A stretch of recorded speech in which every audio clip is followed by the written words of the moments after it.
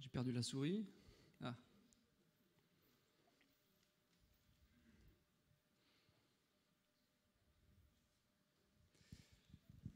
Voilà, c'est enfin on y est. Enfin on est à ce Church Day. C'est enfin la fête. Se réjouir de ce que Dieu fait. Ça fait un moment qu'on vous en parle, certainement, plusieurs d'entre vous.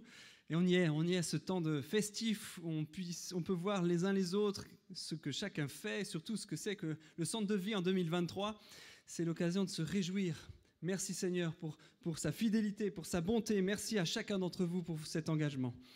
Et vraiment, je me réjouissais depuis longtemps pour ce jour-là, ce jour de fête, ce jour de joie, ce jour aussi où on peut découvrir aussi des lieux où on peut faire partie de la famille et s'engager concrètement. Et aujourd'hui, j'aimerais vraiment vous partager quelque chose de particulier sur ce thème, sur cette thématique, j'espère. Et tout de suite, j'aimerais qu'on puisse entrer sur un premier thème. Alors, si tu veux bien afficher... Alors, le sujet aujourd'hui, c'est dans Néhémie 3, pour ceux qui veulent suivre. Et je vais voir des petits sourires. Le grand prêtre Eliakim se met au travail avec les autres prêtres. Ils reconstruisirent ensemble la porte des moutons. Ils fixent les battants et ils la consacrent. Ils réparent les murs jusqu'à la tour des 100. Ils la consacrent et continuent jusqu'à la tour de Hananéel. Les habitants de la ville de Jéricho travaillent à côté d'eux avec Zakour, fils d'Imri.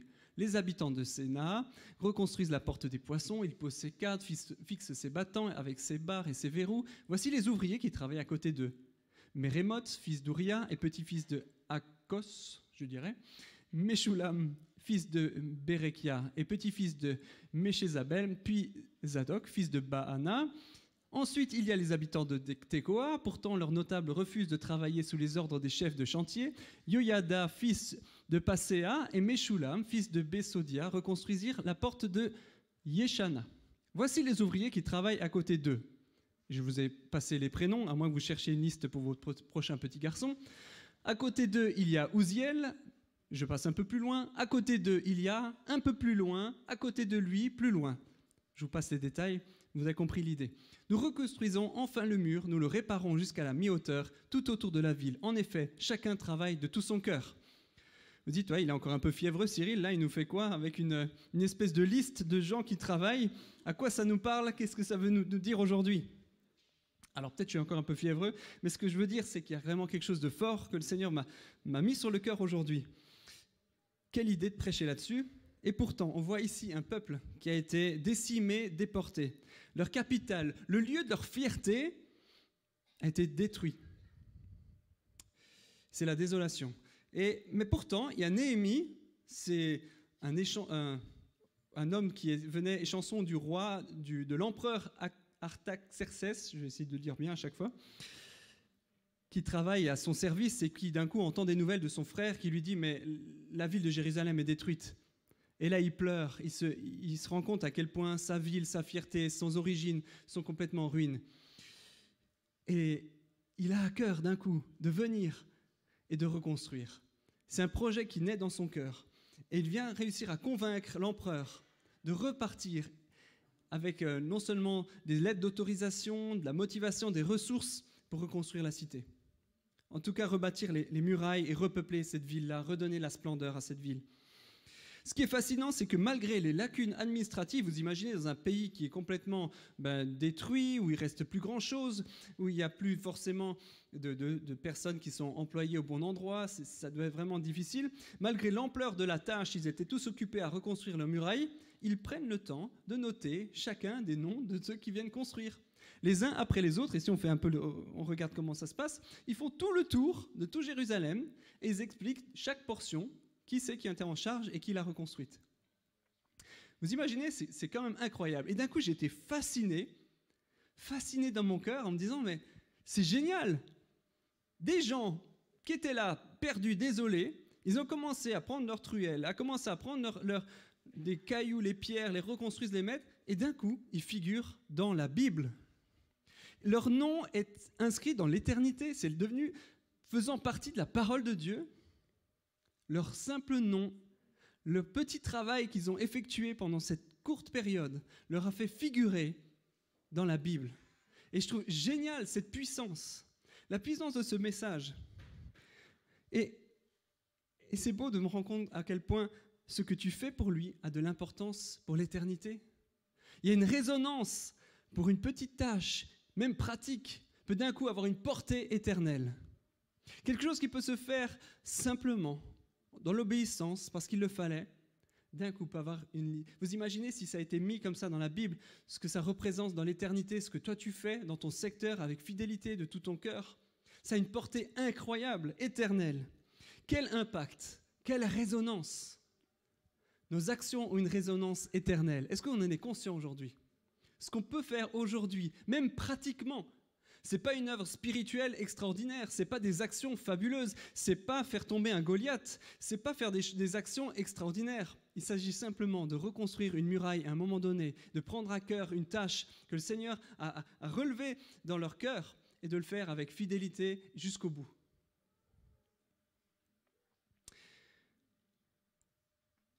Aujourd'hui, on n'a plus la même manière de faire ces inventaires. On ne va certainement pas décrire comme ça comment ça se passe. Et puis au CDV, on n'a peut-être pas l'habitude de décrire comme ça. La famille machin s'occupe de ça sous cette forme-là. Mais on a une autre manière de faire des inventaires. C'est comme ça. Et au CDV, c'est comme ça qu'on fait les choses. Eh bien, on a à peu près la même chose. On a une belle muraille qui est reconstruite, qui est bâtie avec vous, chacun d'entre vous. C'est structuré comme ça chez nous. Et tout... Vous êtes certainement dans un de ces secteurs, si vous servez dans l'Église, que ce soit dans l'influence, connect, formation, enseignement, pastoral, art et adoration, enfance, jeunesse, opérationnelle, intégration. Et le conseil, on a l'équipe pastorale, on a les teams organisationnels, on a l'assemblée générale. Toutes ces personnes qui viennent travailler ensemble, main dans la main, avec sa portion de mur à construire. Voilà, comme ça, on recense aussi ça. Et j'aimerais vraiment vous honorer aujourd'hui, au nom de l'équipe, au nom de tous ceux qui sont à la responsabilité de l'Église. Merci de tout votre cœur pour votre engagement. Votre nom figure dans l'éternité aussi. Merci pour ce que vous donnez régulièrement. Merci pour votre travail précieux. Et c'est vraiment une occasion de dire merci à Dieu de nous avoir permis d'être là aujourd'hui. Merci à Seigneur de pouvoir nous avoir permis de vivre aujourd'hui cette journée de fête, d'en arriver là aujourd'hui, dans un mouvement de Dieu sur Neuchâtel et ses environs, de vivre quelque chose de fort pour impacter la région. On est en route pour quelque chose de grand, de beau, et c'est l'occasion de dire merci pour votre fidélité, merci pour votre engagement, merci pour votre courage de tenir bon, malgré les obstacles et tout ce qui pourrait freiner. Dans ce texte, les uns à côté des autres, chacun avait une tâche à accomplir. Redonner la splendeur à leur cité. Chacun avait une portion à relever. C'est ce que je disais avant. Si des maçons amateurs sont cités en héros dans la Bible, alors un service ordinaire peut avoir une portée extraordinaire. Et j'aimerais vraiment qu'on reparte avec cette idée-là. Une petite tâche, un service ordinaire peut avoir une portée dans l'éternité. Et les uns à côté des autres, chacun avait sa tâche à accomplir.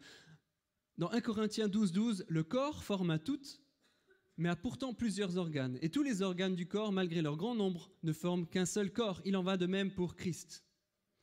On est un corps, chacun sa spécificité, chacun son organe, chacun le lieu dans lequel il aime exceller, il aime servir, il aime développer quelque chose. Comme à l'époque, les uns à côté des autres avaient sa portion, son rôle, sa responsabilité. Il y a une même image aujourd'hui. Chacun, ton rôle est important, ta portion de mur est importante, ta portion de muraille est importante. Que ce soit dans la technique ou l'enfance, ou le nettoyage, la comptabilité, ou le ministère des perles, il y a encore des places aussi encore disponibles. Mais on a une muraille à reconstruire, une muraille à bâtir pour redonner la splendeur pour la gloire de Dieu de la cité. Timon, t'es par là? Ouais, tu veux bien juste nous donner quelques éclairages? J'ai bien aimé partager avec toi. Alors ça donne une petite illustration. Le fan club. C'est facile, tu vois. En fait, en partageant avec toi, on a discuté un coup, tu nous partageais de ce que tu vivais, de ta passion. Tu dis, c'est quoi en gros? Alors, je fais pas mal de la voile de compétition. Excellent. On a un champion quand même. C'est beau ça. Alors quand il n'est pas là, souvent il est en régate ou je sais pas comment on dit. En déplacement, oui. En déplacement. Alors comment ça marche sur un bateau? Comment ça... Je dis un bateau, je suis néophyte. Comment Oui. ça marche? Ben, en gros, c'est marrant parce que c'est un peu comme dans le texte que tu viens de lire. C'est chacun a son rôle, chacun a son job. Et puis sur le bateau, en gros, chacun a une corde un peu à tirer. Et puis sur le bateau, il y a aussi une personne qui décide, le capitaine. Mais le capitaine ne peut pas avoir les yeux partout. Et du coup, doit aussi compter sur les autres membres de l'équipage pour avoir les informations. J'ai un peu plus de tension dans la corde ou moins de tension dans la corde. Et pour que le capitaine puisse prendre les décisions justes. Et puis, le but, c'est toujours de gagner, donc d'être les premiers. Donc, Ouais, il y a un objectif, c'est gagner. Ça, c'est le cap Oui, et l'objectif pour tout le monde. Exactement. Et chacun sait son rôle, a sa responsabilité, en gros. Ouais. Et chacun c'est aussi, on se soutient les uns les autres. Si on voit qu'il y en a un qui a un problème, qu'il n'arrive pas à tirer la corde ou je sais pas quoi, on lui aide et puis on se porte les uns les autres. Et puis pareil aussi, quand on s'entraîne assez régulièrement. Mais bon, on a tous une vie à côté, on travaille ou je sais pas quoi. Et puis des fois, il y en a certains, ils peuvent pas venir. Et on s'entraîne quand même si tout le monde n'est pas là. Et puis dans le but de créer l'esprit d'équipe et puis de pouvoir apprendre en fait à combler les lacunes de chacun, de pouvoir être interchangeable entre guillemets pour améliorer le fonctionnement de l'équipe. Ouais, donc en fait, il y a des tâches à titrer, mais si jamais d'autres sont capables de les mener. Exactement, ouais, c'est exactement ça. Ah, c'est excellent. Et dans tout l'idée, c'est d'arriver vraiment à être au taquet lorsqu'il y a la course. En attendant, on s'entraîne, chacun dans son domaine, et on fonce. Oui, mais c'est aussi important comme tu dis, mais on fait aussi d'autres activités. Des fois, on va boire un verre ou on fait du sport ensemble ou on fait des activités annexes, aussi pour développer l'esprit d'équipe et puis pour pas être que à fond dans la voile ou dans le sport même, parce que sinon après on est cramé au bout d'un moment. Et le but c'est d'avoir du plaisir et c'est cool de développer l'esprit d'équipe et l'esprit d'amitié au sein de l'équipe sportive pour avoir un même but commun. Ouais, c'est ça, Monsieur Fondu qui cherche à faire une fondue dans notre groupe louange. Ça n'a pas encore eu lieu, mais on y arrive. Et la semaine prochaine, normalement. Merci Timon, super, merci.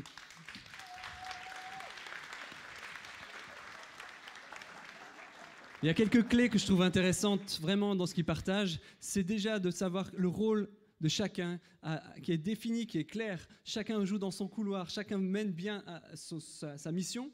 Mais il y a aussi une possibilité de se soutenir. Lorsqu'il y a quelque chose qui est un peu plus faible, on peut s'entraider les uns les autres. Et j'aime cette idée-là quand on est dans un esprit d'équipe, lorsqu'on est dans un bateau, on est dans un grand bateau ici, parfois on dit que c'est un paquebot, mais l'idée c'est vraiment aussi de pouvoir s'aider, s'encourager. Lorsqu'il y en a un qui manque, prêt à l'aider. Et cette notion d'esprit d'équipe, c'est vraiment important de pouvoir développer, faire grandir au sein du centre de vie, pour qu'on puisse vraiment mener à bien notre objectif. On a un but, un objectif, une mission. C'est vraiment entrer dans ce projet de Dieu, de faire connaître Dieu. Connaître Dieu et le faire connaître, c'est notre mission première. Vous êtes tous au clair avec cette vision, j'espère qu'on va la martelasser. C'est la vision du centre de vie, connaître Dieu et le faire connaître. Connaître Dieu, vivre sa présence, que ce soit au centre de nos célébrations, de nos petits groupes, de chaque moment. Chercher sa présence avant tout, mais aussi le faire connaître. Dans tout ce qu'on fait, l'idée c'est aussi de dire, mais je ne veux pas garder ce message pour moi, mais le transmettre plus loin. Alors chaque équipage, chaque personne joue un rôle dans ce projet génial de faire connaître Dieu, de le connaître et de le faire connaître.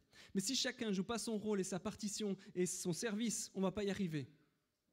Et l'idée, c'est aujourd'hui aussi de se réjouir, de se rendre compte qu'on est une belle famille avec des beaux talents, des talents complémentaires, un corps complémentaire. Mais si on veut que ce corps fonctionne bien, il faut qu'on puisse être actif pour sa gloire et travailler les uns à côté des autres, comme sur cette muraille. Et pour eux, leur motivation, c'était rendre l'honneur à sa cité.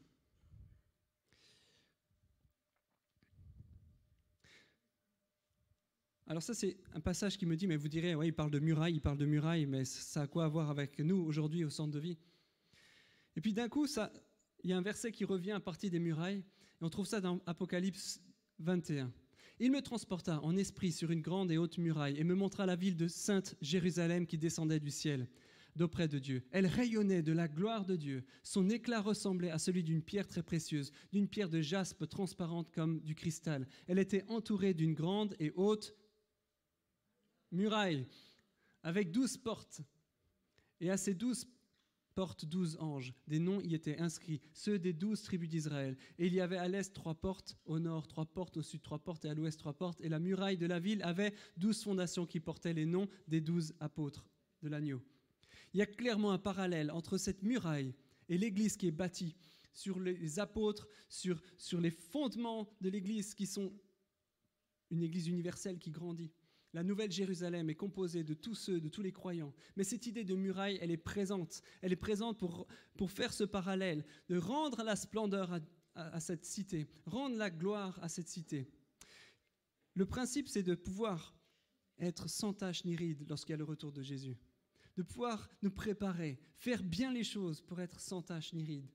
C'est ce que demande Jésus, c'est le projet qui vient. Il prépare son épouse pour les noces qui vont avoir lieu dans l'éternité.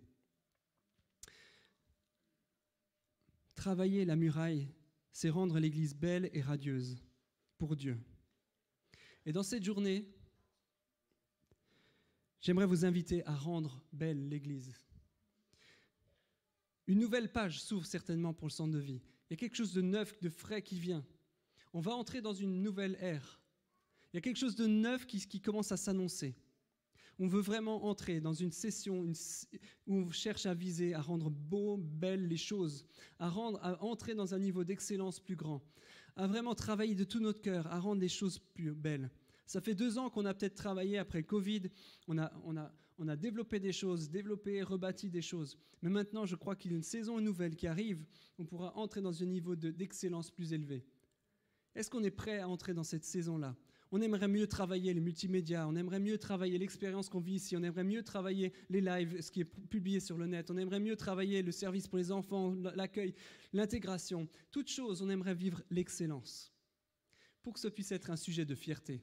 Ce qui m'intéresse, c'est que chacun d'entre nous, on puisse se dire « mais je suis fier de mon Église, fier de ma famille, fier de la présence de Dieu qui est là au milieu de nous, fier de pouvoir inviter mon voisin ici et qui se sente bien et qui rencontre Dieu ici. » Et pour ça, on a besoin tous de travailler à faire mieux que ce qu'on fait.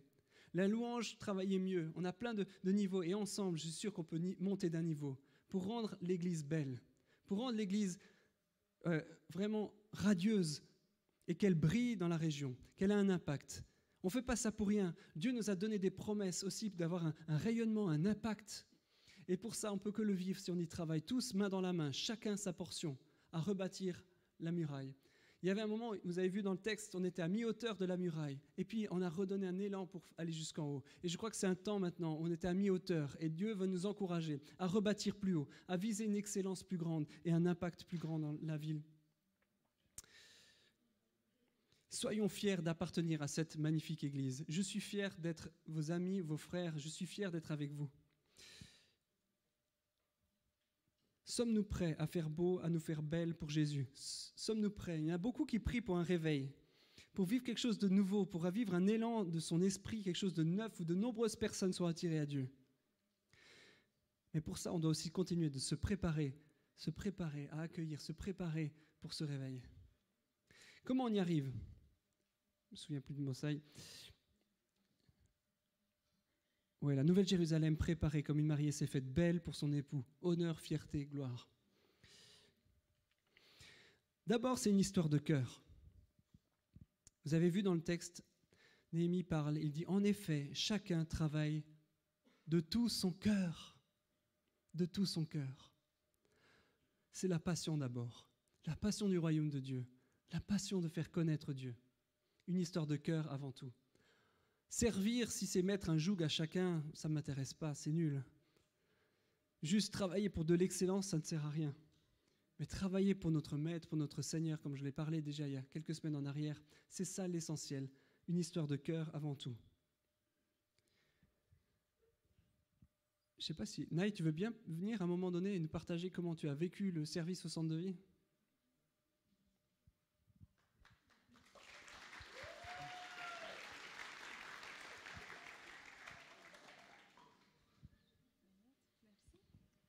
Bonjour, merci. Je suis hyper contente de pouvoir partager ce témoignage avec vous tous. J'ai pris des notes parce que ce que j'ai à vous dire, c'est très important. Pour ceux qui ne me connaissent pas, je m'appelle Najeli.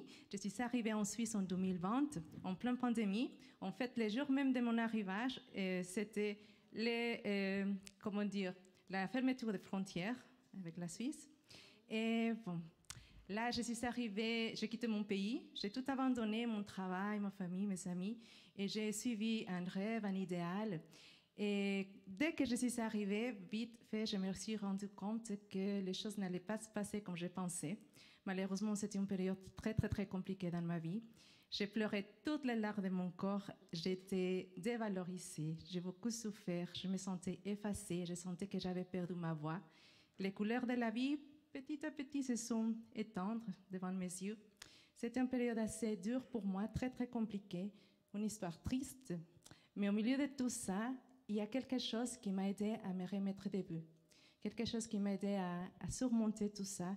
Et c'était l'amour pour Dieu, l'amour que j'avais pour le Seigneur et surtout l'envie que j'avais de le servir.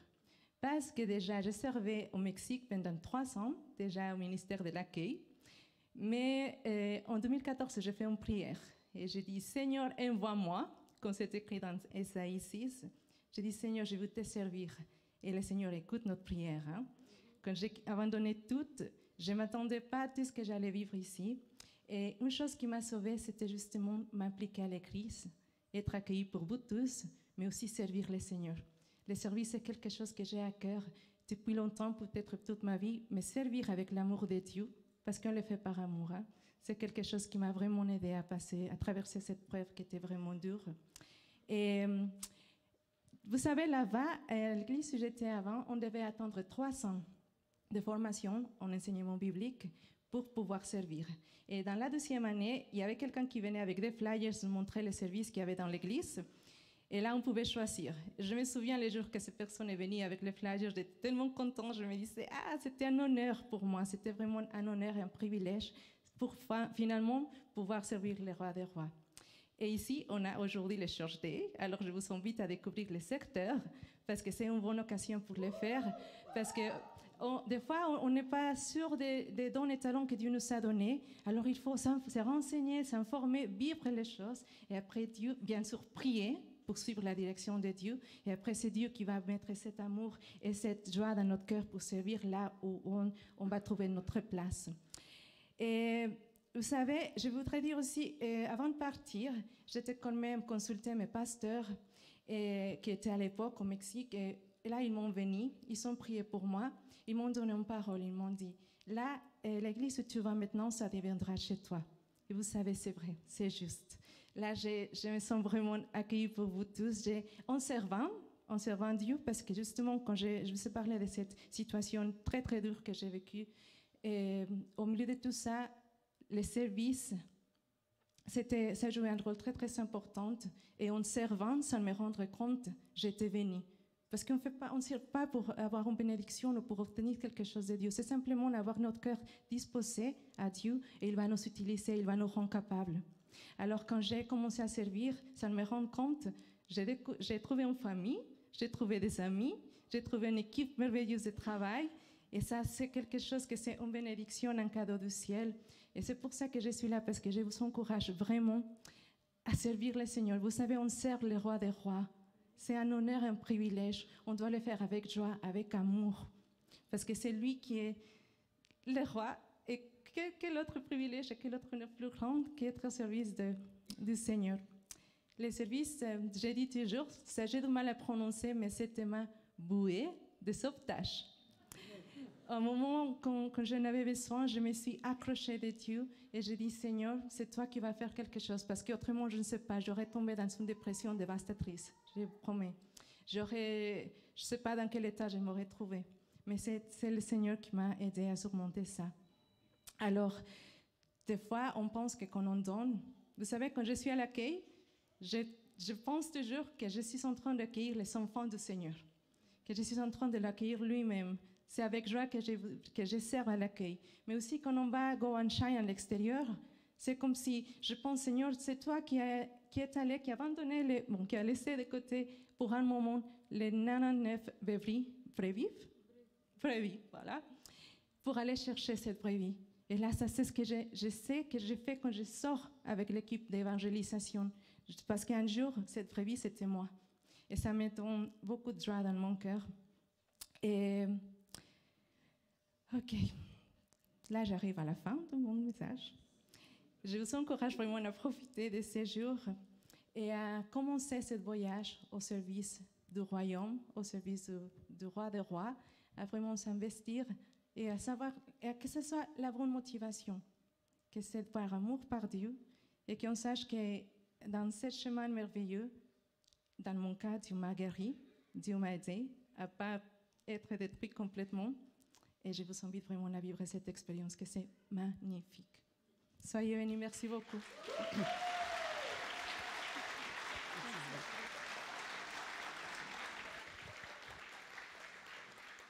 Bon, quand je vous disais que pour une histoire de cœur, c'était bien que Ney parle, parce que c'est vraiment quelque chose de sa passion.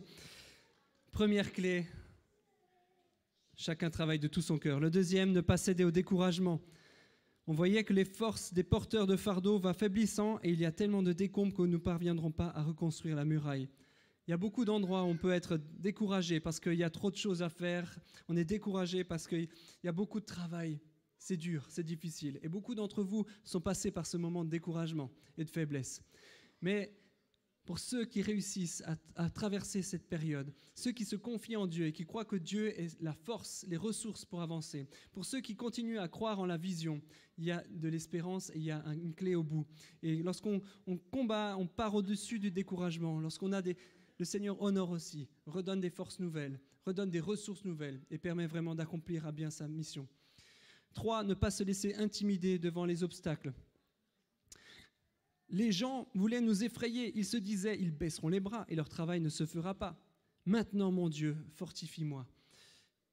Il y a tellement d'occasions parfois de se laisser intimider par plein de choses, surtout l'ennemi qui cherche à éteindre ton service, ton ministère, ce que tu veux faire. Ne te laisse pas décourager, garde les yeux focus sur Dieu. C'est tellement important de savoir que le Seigneur est là pour te fortifier. C'est lui qui donne les ressources et les forces. Et faire taire les paroles à celui qui veut faire tout capoter. Travailler dans la soumission mutuelle. Vous avez vu ce petit passage, certains ont souri.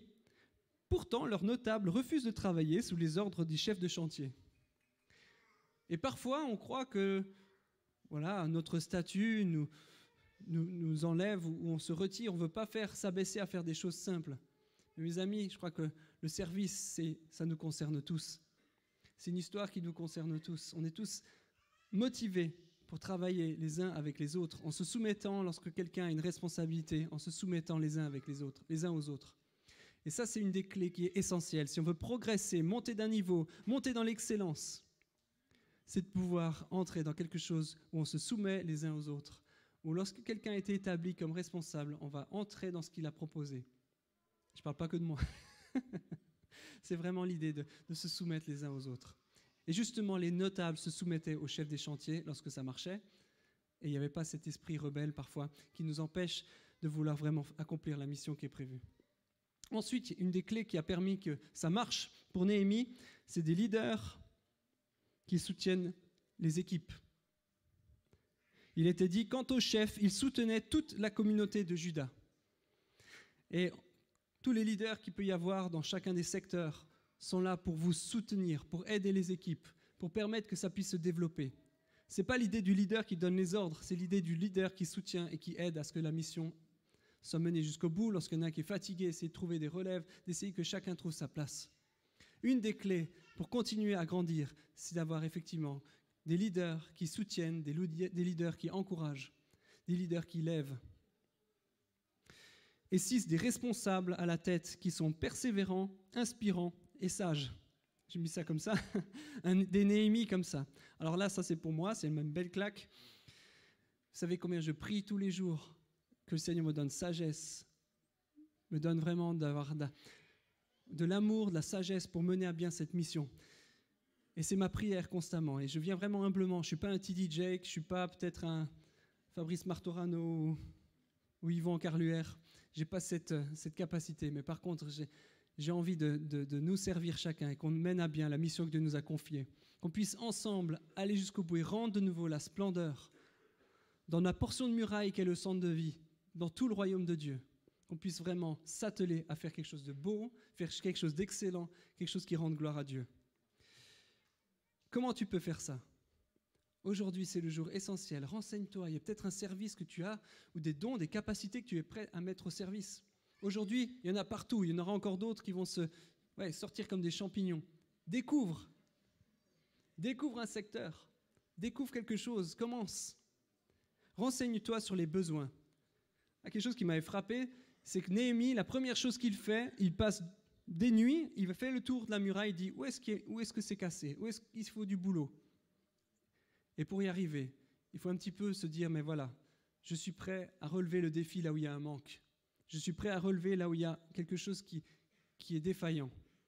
Et je suis prêt à m'engager là où il y a quelque chose qui manque. Est-ce qu'aujourd'hui, tu es prêt à entrer dans quelque chose où il y a des manques qui sont apparents? Faire un temps d'essai ensuite dans une équipe et tu feras ensuite un bilan avec ton responsable.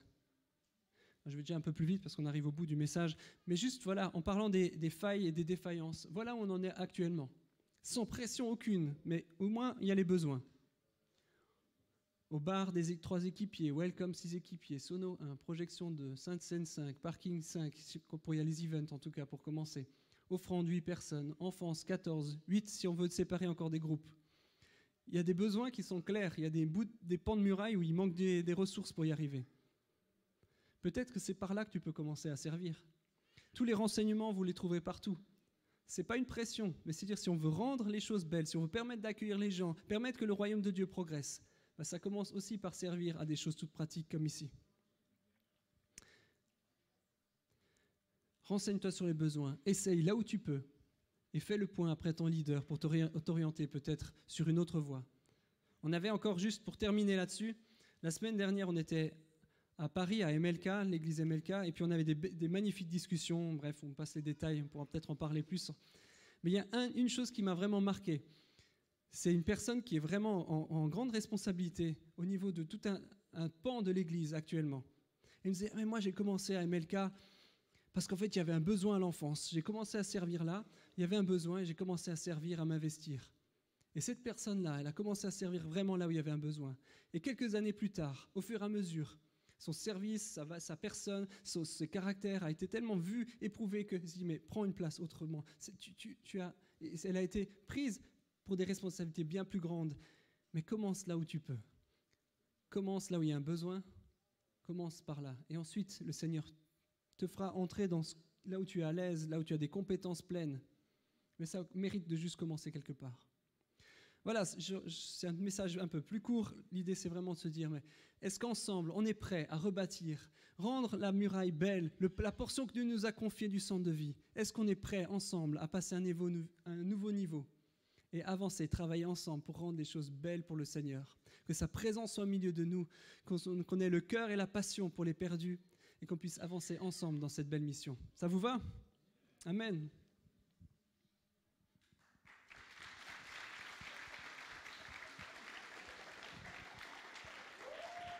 Merci Cyril.